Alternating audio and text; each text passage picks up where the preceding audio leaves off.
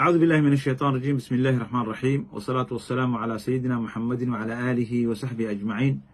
سبحانك لا علم لنا إلا ما علمتنا إنك أنت العليم الحكيم. رب علمنا ما جهلنا وذكرنا ما نسينا وانفعنا بما علمتنا وعلمنا بما ينفعنا إنك أنت السميع العليم. weli waxaan ka jawaabaynaa su-aalihii emailkana lagu soo diray. walaal ayaa su-aal soo weydiiyey. waxaad moodaa walaalkan dhalinyaro inuu yahay. waan muhiim dhalinyarada inay diintooda bartaan, maxaa yeelay mushkiladana hayse waxay tahay qofka waxaa la doonayaa muslimka ah ficil kasta oo samaynayo intuu samaynin ficilka inuu marka hore ogaado shariicada islaamka maxay ka qabtaa. haddii uu saas laakiin dada samaynaya iskaaga daydo hebelaa sameeyey anuu ku dayina. dhibaatadana haysta dhalinyaradeenna waxaa ka mid ah oo nagu imtixaanay dadkeena Yurub jooga iyo dadka xataa waddanka jooga in dhalinyaradii ay daawanayaan aflaamta ama ragga gaalada ah markaasna ay ku dayanayaan waxay samaynayaan. marka islaamkan ma ogolo gaal in lagu daydo. diinteenna anaga waxay leedahay dhaqankeena wanaagsan iyo diinteenna isma khilaafayaan. wiilkan su-aal soo weydiiyey wuxuu leeyahay sheekh siduu su-aashiisa u dhigay haddaan u akhriyo. su-aashiisa u dhigay wuxuu leeyahay dabcan wuxuu yiri waxaan ahay wiil dhalinyaro ah, waxaan mar walba qoorta ku xirtaa ama gacanta aan ku xirtaa silsilo oo ka tarjumaya sida astaanta calanka, jaceylka iyo waxyaabo la mid ah. su-aasheeda waa ragga muslimiinta ah ma waxaa ka xaaraam ah silsilad iyo jijin oo dhan mise kuwa dumarka la iskugu ekaysiiyo bes? xaqiiqatan masalada ah waxyaabaha la xirto waa qurxin wey. waxaa loo xirtaa in isku qurxiyo. qurxintan waxaa la siiyey dumarka iska leh.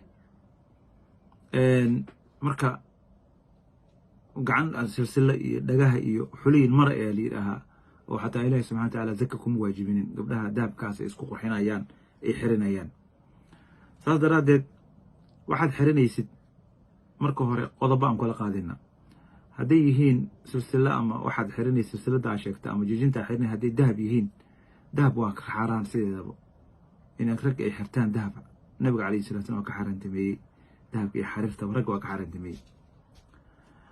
hadday dahab ahayn haddana hadday yihiin wax sawir leh oo bini aadan sida wax naf la gelinayo kale, waxaas ayagana rag iyo dumar waa ka xaaraan inay xirtaan.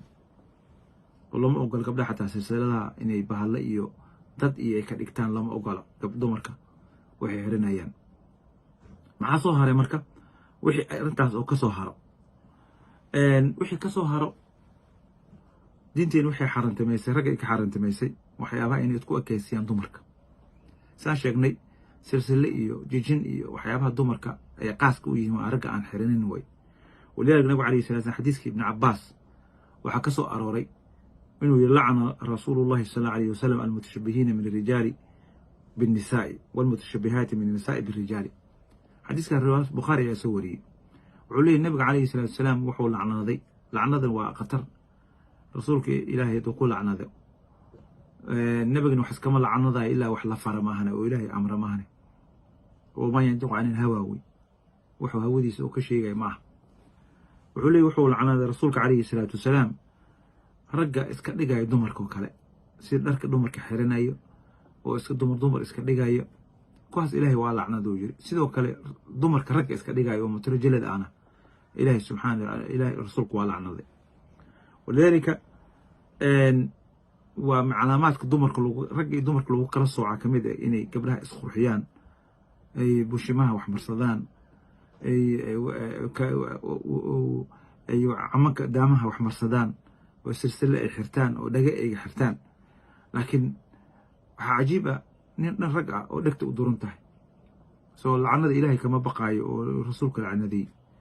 asaga dhalinyaro may ka tahay. ninkan dhalinyarada aad buu u mahadsan yahay su-aashan inuu usoo weydiiyey dhalinyaro badan oo ku kadsoomaysa. marka waxaan leeyahay waa xaaraan, ma banaana ragga inay waxaa dumarka xirinayaan ay xirtaan, ama waxay meelaha dumar wax ku xirtaan ay wax ku xirtaan. dumarka waxay dhagaha wax ku xirtaan, ninka ragga ah dhagaha inuu wax kashta ma banaano.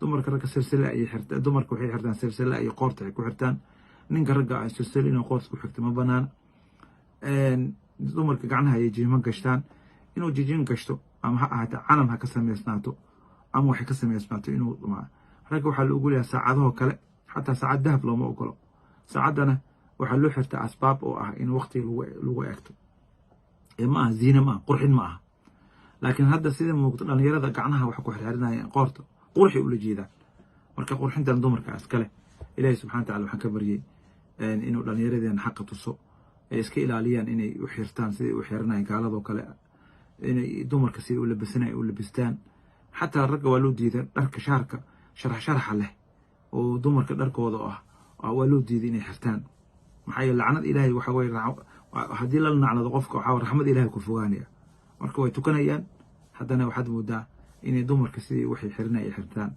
dumarkana lama ogola marka ayagana sidoo kale wiilashoo kale inay u labistaan timaha ay gaabiyaan ay jaraan ay